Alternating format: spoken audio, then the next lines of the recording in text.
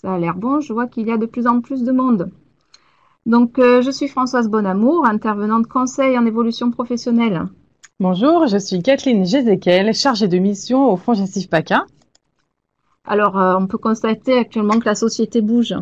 Qu'en est-il? Effectivement, le monde change, les métiers évoluent. Lorsque les personnes s'adressent au FONGECIF PACA, c'est principalement parce qu'elles souhaitent que leur vie professionnelle change. Elles l'expriment en nous disant qu'elles souhaitent créer une entreprise, qu'elles ont 30 ans, 40 ans, 50 ans, qu'elles sont à un tournant dans leur carrière professionnelle.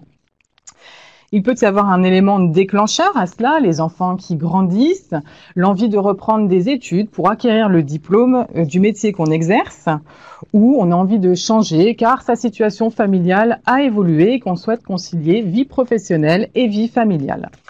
En effet, à 25 ans, on a pu faire un choix d'un métier et en fin de compte, se rendre compte que ce n'est pas le bon. Ou alors, à 40 ans, soit justement, comme tu disais si bien, une absence d'emploi, une évolution, ou alors simplement enfin réaliser ses rêves. Le changement peut s'imposer aussi, notamment lorsque son conjoint est muté, par exemple, ou lorsque l'entreprise dans laquelle on travaille connaît des difficultés, ou cela peut être aussi pour un problème de santé. J'ai en tête, Françoise, tu te souviens ce boulanger Oui. qui du coup devait se reconvertir, changer de métier, car il développait des allergies avec la farine. Oui, on a eu aussi une coiffeuse qui, au bout de 15 ans de métier, a déclenché des allergies aux produits colorants pour cheveux, qui a dû aussi changer de métier. Alors toutes ces raisons de vouloir changer sont bien sûr légitimes. Et on voit bien que cela va dépendre du contexte et de la situation dans laquelle se trouve la personne. Alors, avant de commencer la to-do list, nous allons vous expliquer, nous allons voir un peu pour vous qui nous écoutez où vous en êtes. Et vous, avez-vous changé de métier? Alors, avez-vous le souhait de changer de métier? Donc, vous avez là un petit questionnaire, hein. Vous cliquez sur la réponse qui vous correspondrait le mieux. Donc, non, je n'ai pas encore fait le choix de changer de métier. J'hésite. Oui, j'ai moins de 30 ans. Oui, j'ai entre 30 et 45 ans. Oui, j'ai 45 ans ou plus. Nous vous laissons quelques secondes pour pouvoir mettre vos réponses. Kathleen, apparemment, il y a une forte tendance, hein.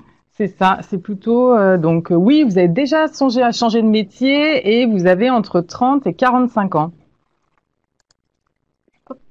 Alors du coup, on va pas se lancer tête baissée. On va voir avec vous quelques petites pistes pour assurer ce changement. Une to-do list en 5 points, Kathleen. La to-do list, alors c'est quoi? Ce sont les indispensables, les conseils que l'on peut vous donner pour que vous puissiez réussir votre changement de vie professionnelle. Donc ces 5 points, on va les lister et on va revenir en détail sur chacun d'eux. Il y a montrer ses talents, croire en soi, avancer quoi qu'il arrive, tenir compte de son entourage et être sur le terrain. Allez, on se lance avec le premier, montrer ses talents. Pour réussir son changement, il faut prendre son temps. Ne pas faire cela à la va-vite. Avant de se lancer, il est important de se poser pour faire un état des lieux de son parcours professionnel et personnel. Repérer ses atouts, identifier ses compétences, celles qu'on a pu acquérir et celles que l'on va pouvoir transférer vers son nouveau métier. Donc, une idée, ça serait par exemple de faire une liste avec des adjectifs et des verbes sur ce qui vous caractérise. Par exemple, actuellement, vous avez un métier de comptable, mais à côté de ça, vous êtes créatif car vous faites de la peinture, du dessin. Donc ça, c'est un plus pour le futur métier. Ou alors, vous êtes très disponible car célibataire, sans enfant et vous êtes prêt à bouger. Donc c'est un plus. Il y a aussi le fait d'être agile, comme on dit actuellement. Souple. Souple.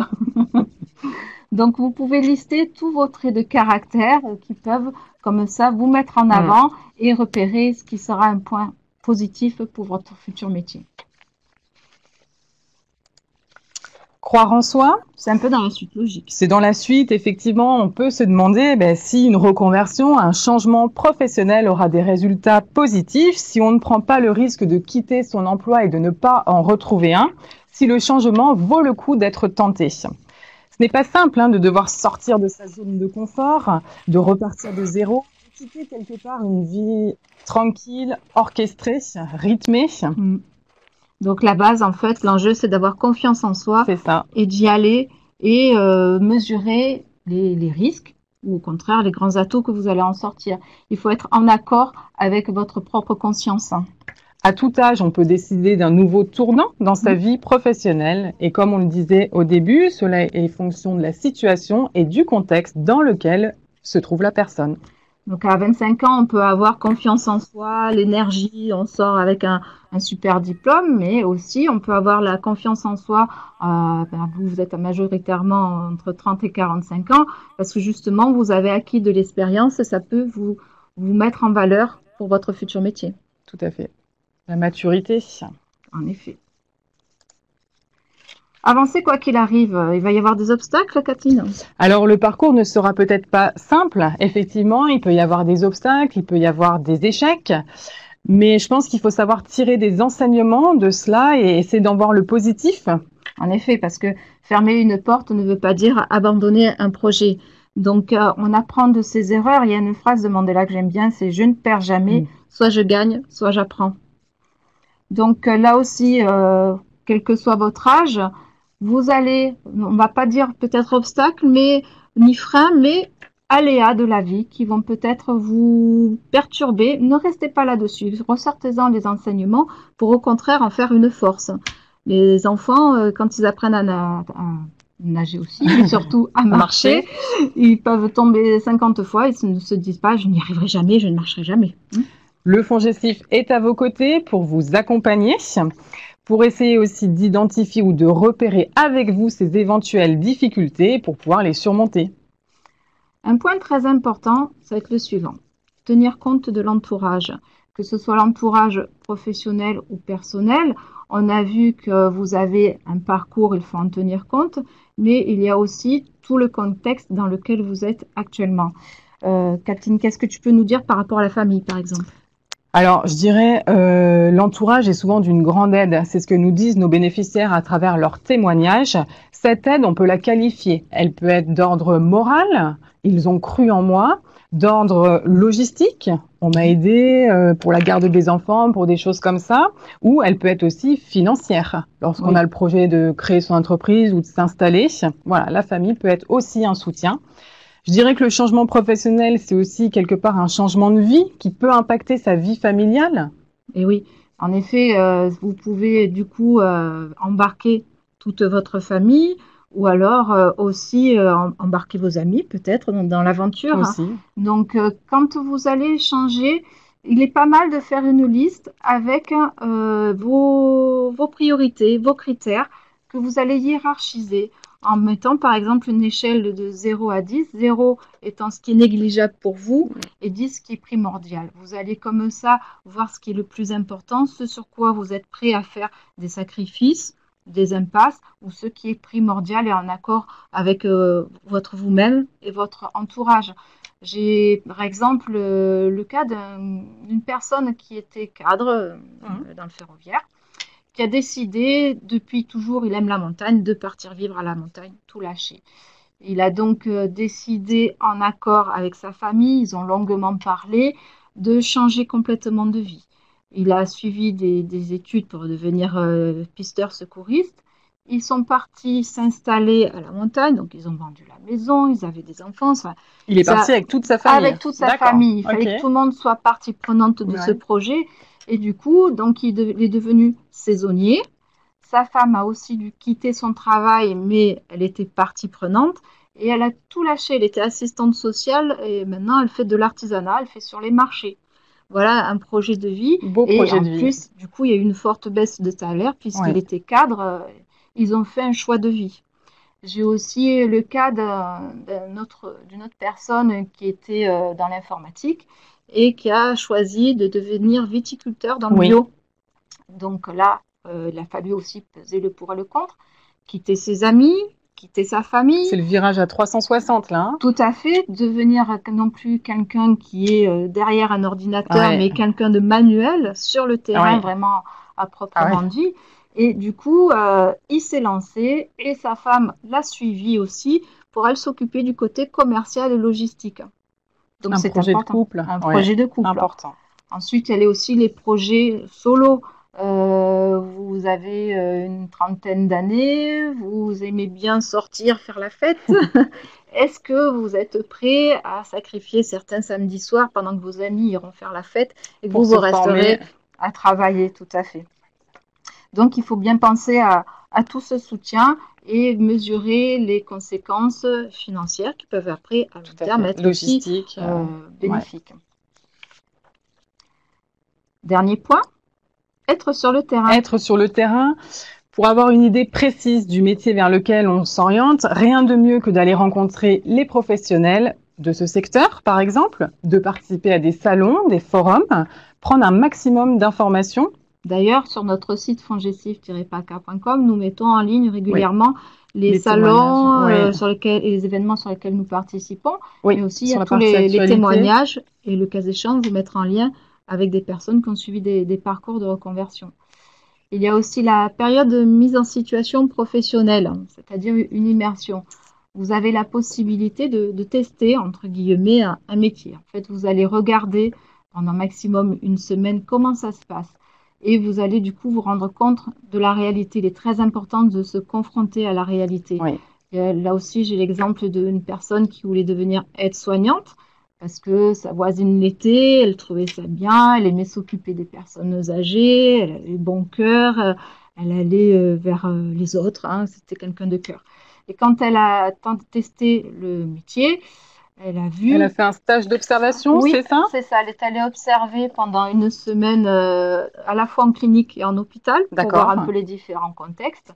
Et là, elle s'est rendue compte que de par les horaires de travail et la pénibilité du métier, ça ne lui convenait pas. Donc, elle est repartie sur une autre idée grâce à nos conseillers qui l'ont aidée à retrouver en fait une nouvelle voie, à rebondir et toujours en accord avec sa passion qui reste quand même d'aider les autres Oui. avec son grand cœur. Donc, on parle beaucoup de conseillers, Kathleen. Ils sont tous là pour vous. Ils sont là, ils sont à vos côtés pour vous accompagner dans votre démarche de changement professionnel. C'est gratuit? Oui. Anonyme. On ne va pas prévenir vos employeurs. Nous avons reçu monsieur qui souhaite partir de son emploi actuel. Non, nous n'irons pas le dire. Et surtout, c'est autant que vous voulez. Nous avons plusieurs modalités d'accueil. Il y a bien sûr les ateliers, il y a les entretiens par téléphone, il y a le suivi en individuel ou en visio, selon vos choix, vos disponibilités. Et vous pouvez avoir besoin de 1, 2, 3, autant de rendez-vous dont vous avez besoin et sur la durée qu'il vous est nécessaire.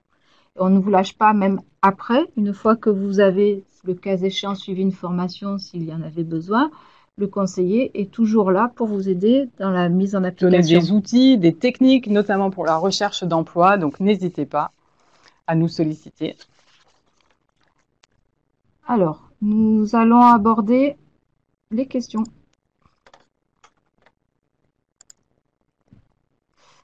Alors, est-il possible de faire une formation pour changer de métier, même après une rupture conventionnelle? Dans le cadre d'une rupture conventionnelle, ce n'est plus le FONGECIF qui sera habilité à examiner votre demande, mais nous sommes là quand même pour vous accompagner. Effectivement, il y a la possibilité de suivre une formation. On vous aidera à trouver le financeur de cette formation. Par contre, il faut, à l'heure actuelle, tels que sont les dispositifs, pour pouvoir bénéficier d'un financement avec nous, être soit encore en emploi en CDI, soit être ancien titulaire de contrat à durée déterminée. Vous avez tout le détail des ouvertures de droit sur notre site fongesif-paca.com. Dans les rubriques dispositifs, donc là, vous retrouverez les conditions selon le dispositif que vous souhaitez choisir. Et comme le disait Françoise, nos conseillers sont à vos côtés pour vous accompagner dans cette démarche. Alors, j'ai 50 ans, j'ai déjà fait un bilan de compétences et un désir profond de changer de vie professionnelle. Je souhaiterais pouvoir vous rencontrer. Comment faire? Alors, nous sommes sur toute la région PACA. Oui, on a des antennes. Des antennes dans tous les départements. Donc, pour nous rencontrer, d'abord sur fongesif-paca.com, vous allez créer votre espace perso salarié. Et ensuite, vous allez choisir le lieu qui vous intéresse pour nous rencontrer. Il y a plusieurs modalités, comme je disais tout à l'heure. Téléphone, en visio, par le biais des ateliers ou en rendez-vous individuel. Quelles sont les démarches à suivre pour réaliser un stage d'observation avec le FONGICIF? Alors, ce stage d'observation que nous appelons dans notre jargon PMSMP, période de mise en situation en milieu professionnel, avec le FONGICIF, il faut être salarié. Si vous êtes actuellement demandeur d'emploi, ce dispositif existe aussi, mais c'est votre référent Pôle emploi qui vous le mettra. Donc, avec nous, il faut rencontrer un conseiller, voir quel est votre projet, et il y aura ensuite tout simplement un CERFA à remplir, que vous ferez remplir par vous et par l'entreprise ou l'association qui vous recevra pendant la période d'observation. Est-il obligatoire de faire une formation pour changer de vie professionnelle? Non. Non, non.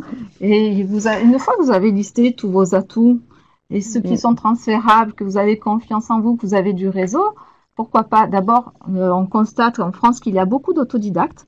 Oui. Hein, il n'y a pas forcément des gens formés. Donc, la formation n'est que l'outil par rapport à un changement professionnel. Selon votre projet, il n'y aura pas besoin de formation. Ou alors des formations réduites en fonction de ce qui vous manque, s'il est obligatoire d'avoir un certain diplôme dans le métier que vous souhaitez exercer.